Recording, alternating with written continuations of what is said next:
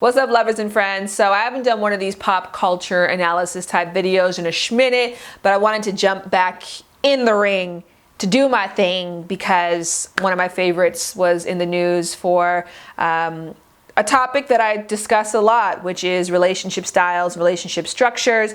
Specifically, I'm talking about Jada Pinkett Smith and August Alsina's alleged relationship, and where Will Smith fits into the view, and where open relationships and where informed consent, and a bunch of other really interesting topics that I want us to dive into. The three questions that I want to address in this video is: number one, do Will and Jada have an open relationship? Number two, was August Alsina taken advantage of by Jada? And number three, should we be judging right now? Is it useful for us to be judging? Now, whenever I do these videos, I have to say this disclaimer: I don't actually know shit. I am not in the room, in the ring, in the know with any of the people that I just mentioned. I don't have any more information than was shared on the video and that has been shared from her mouth. And so whenever you do these analysis type videos, what you're doing is drawing inspiration, similarly to how many of us draw inspiration from fictional movies or fictional characters in order to create a larger discussion that can be productive for ourselves. Is it productive to try to guess or hypothesize their lives? No. Is it even logical? No. There are a billion different factors and feelings and circumstances that surround that situation that more than likely I for damn sure, and more than likely you for damn sure, will probably never be privy to. So I don't even get into that game of that. So again, we're just using this as inspiration to have a conversation. So first and foremost, do Will and Jada have an open relationship? To answer that question, and just to give you an example as to why it's hard to answer this question, before you go any further, in the comment section below, write what an open relationship means to you. Be as specific and as detailed as possible. Don't read the comments, just go and write what you would define it as. What you're going to learn is that a lot of terms around intimacy are connotative and not denotative. And so a connotative term is something that means something different to everybody. A denotation is when there's a strong, universally agreed upon definition. Now, because of the fact that we don't talk about sex and love, we don't have curriculum around it, we don't necessarily create space for workshopping with it, that leaves a lot of connotation when it comes to anything to do with intimacy in general. And so that is to say that we cannot define whether or not somebody is in an open relationship, because we have to first know what they would define as an open relationship.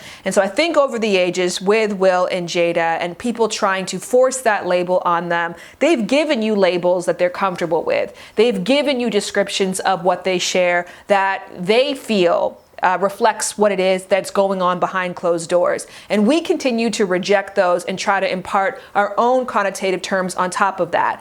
That's a no-no. So are they in an open relationship? No, until they say something different. I would say that the more universally connotative definition of open relationships is there's a primary partnership and we sleep with other people. We have sexual relations or emotional relations that include sex aside from our primary partnership. As many of you know, Jared and I, my husband and I, used open relationships when we first started to explore our need to flirt or to create connections, or just not to feel like we were owned by each other. And what I realized through using that term is that the definition that the rest of the world had, by and large, didn't actually reflect what was happening behind closed doors. And so we made a swap from the term open relationship to free relationship. Some people still choose to call our relationship open, and that's whatever. I've given you a term that I'm comfortable with. And Will and Jada's term is that they are life partners, that they don't choose to look at each other in terms of matrimony and marriage. I would assume that means that they don't subscribe to the traditional morals and values that swirl around that title. But again, the A word is in there for a reason. I don't know these people. So are they in an open relationship? No. Until they tell you differently, no. They've been very clear. They've probably been more forthcoming and honest and descriptive about their relationship than majority of people have. And so why are we choosing to hypothesize or to force a label onto them when they've been very clear about what they're comfortable with? I think that even in terms of what we know about the Jada and August Alsina relationship, there obviously was intimacy there. There obviously was a mutual liking, a mutual respect, a mutual adoration. Was that romantic? I don't know if we have proof for that. Was that sexual? I absolutely have not seen any proof for that. And so for that reason, that might be why there's a discrepancy in how the two of them connotatively define the relationship that the two of them shared. Maybe in this person's eyes, because of the fact that there was so much vulnerability, that to them was how they defined a romantic relationship. And the other person who perhaps lives their life with constant relationships that are centered around vulnerability, that for them is not a qualifier for it to be a romantic relationship. So all that to keep in mind. I just listen to what people say, and I don't think that either person has to be wrong or a liar. It just means that they probably have different perceptions and different definitions of what those terms mean. Second question, I guess kind of leading into that, did Jada Pinkett take advantage of August Alsina? There was an age gap. I'm not really quite sure the exact numbers, but I believe he was very early 20s, if not 21 or 20 at the time. And she was early 40s at the time that their union, their intimate connection began. And for that reason, on top of the fact that August has been very vocal about the things that they have gone through and the hardships and the struggles with family loss and with illness and with drug addiction, pregnancy gas, guys, sorry. People make a natural assumption that that must mean that she preyed on this individual. I read something really interesting recently that was such a light bulb moment for me. And it was that empathy does not mean that you can relate to what someone else is saying. Oftentimes when we're like, I empathize with that person, it's because we've been through something similar, and so we're projecting our experience and the way that we went through that onto the other person to try to create this sense of connection. True empathy has nothing to do with you or your experience. True empathy has nothing to do with how much you relate or you don't. To be truly empathetic to somebody, you have to literally listen and absorb and take on and reflect their experience in its entirety. So to empathize with somebody is to listen to what they're saying, is to try to experience the world from their vantage, to know as much as you possibly can about why it is they would feel how they felt in that circumstance, and then relate and understand. So I think that the problem with people saying or claiming that, oh, this must mean that she took advantage of him, is because you are trying to relate based on factors that are true to you or things that you've heard before. You didn't actually listen to the person. The individual who sat there and candidly spoke about it, and also, Jada once again is renowned for candidly speaking about things. Neither one of them have ever depicted this relationship in a way that was negative or harmful, manipulative, or based on either person preying on each other. It seems like the consistent theme throughout was that they were consenting adults, because let's not forget, at 21 years old, you are a consenting adult, and we do have to respect the age of consent. And number two, that there was value that both individuals got out of it. And the hardest part, it sounds like, of that relationship was when it came to an end. That to me is probably more indicative of a positive relationship than a negative one. If you've been in a negative relationship before, you know the hardest part is not leaving. The happiest part is probably leaving and freeing yourself from it. The hardest part are the loss of self, the loss of self-respect, the confusion that you experience, the distancing from relationships that are important to you that happen within the relationship. So when we say, for example, the quote, believe women, what that means is if a woman comes forward in the media and she says there was a non-consensual experience with this individual who many people look at as an upstanding member of society, but this person took advantage of me, we're believing them because that's what they said. And so what I want to say in this case, believe August. He's never said, or has, to my knowledge, expressed that they feel they were taken advantage of, that they feel that they were preyed on. On top of that, if we want to talk just about mental development, yes, at 20, 21 years old, your prefrontal lobe is not fully developed. You really can't make concrete decisions in the same way that 25-plus-year-old would. You don't have the hindsight and the foresight. That part of your brain just hasn't clicked and connected yet.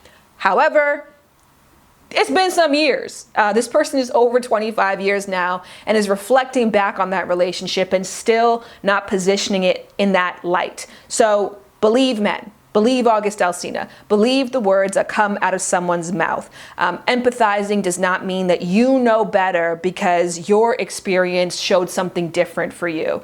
Empathizing, once again, is making an active effort to listen to the words and the experiences, to try to put yourself in their shoes. And you can't do that if you're focused on what you think and how you think you would feel.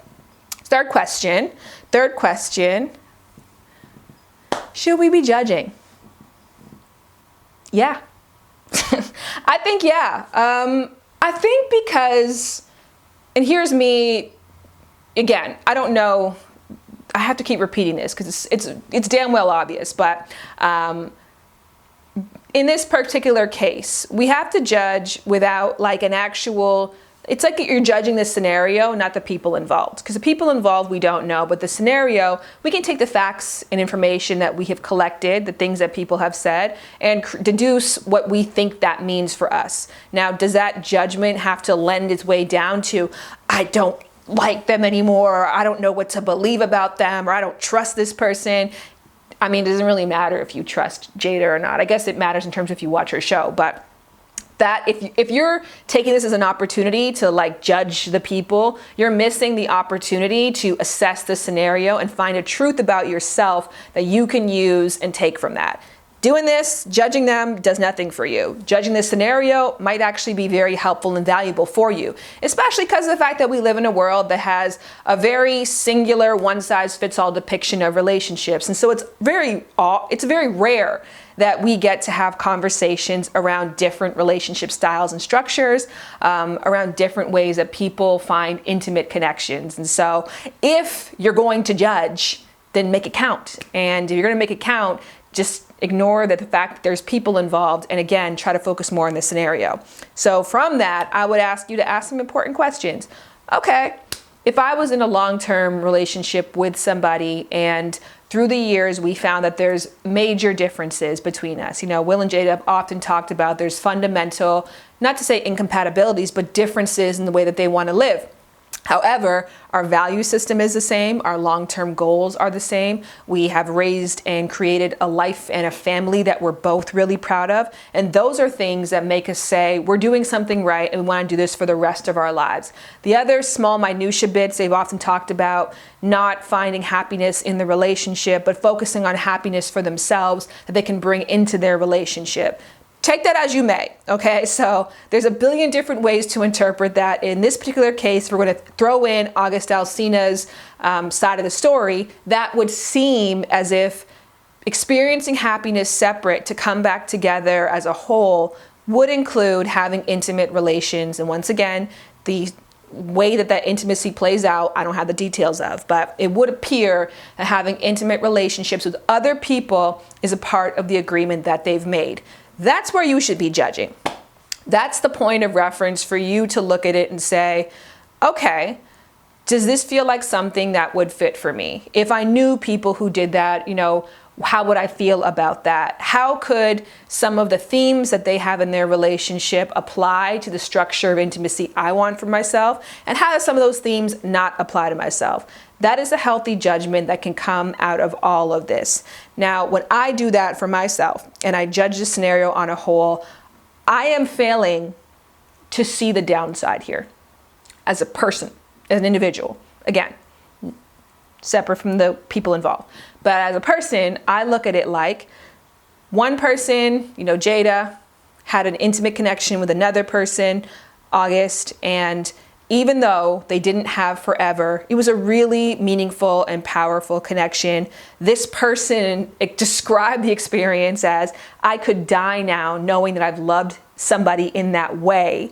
And even sitting there listening to this individual talk, who I haven't been a fan of and I haven't followed along in full disclosure, but the emotional intelligence, if you watch that full video, the self-insight is so RTT. It's so red table talk. And so it's almost impossible not to see the influence that if they did have an intimate connection, the positive influence that had on that individual, that had on the way that they look at life, their quality of life. And on the flip side of that, we've seen Jada describe this year as being one of the happiest years that she's had. That through the years, she's dismantled a lot of the expectations of what she should be and really stayed true to who she is and found relationships and connections that celebrated that and allowed her to be herself in all its full entirety. And so it seems as if it was positive for her.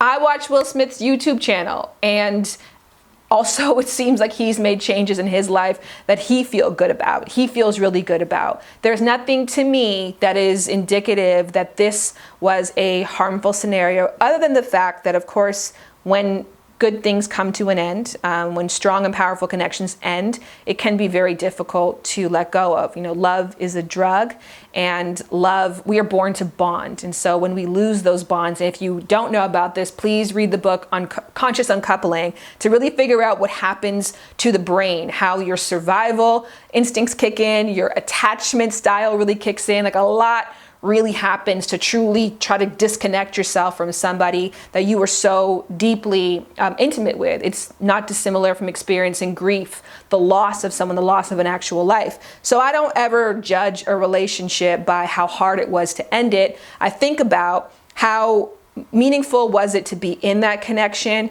and what is the aftermath of the individuals involved? How has their life grown, evolved, or changed in reflection to the other person that they shared some time with?